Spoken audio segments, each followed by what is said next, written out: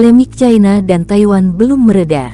Kementerian Pertahanan Taiwan mempublikasikan 4 jet tempur China memasuki wilayah Taiwan Minggu tanggal 1 Agustus petang disertai peringatan keras. Baik Taiwan dan China menggelar latihan militer skala besar beberapa pekan terakhir. Konflik China-Taiwan kian memanas menyusul desas-desus kedatangan Ketua DPR Amerika Serikat, Nancy Pelosi.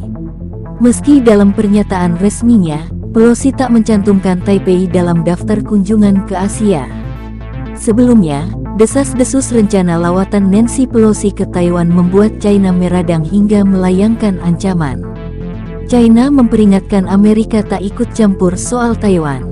Dalam konsep satu China, Taiwan bagian China. Dalam siaran pers pada Minggu tanggal 31 Juli, situs resmi Ketua DPR Amerika Serikat mengatakan bahwa delegasi akan melakukan perjalanan ke Indo-Pasifik. Dikatakan bahwa Pelosi dan rombongan meninggalkan Hawaii pada Minggu tanggal 31 Juli tahun 2022 untuk menuju Singapura, Malaysia, Korea Selatan, dan Jepang.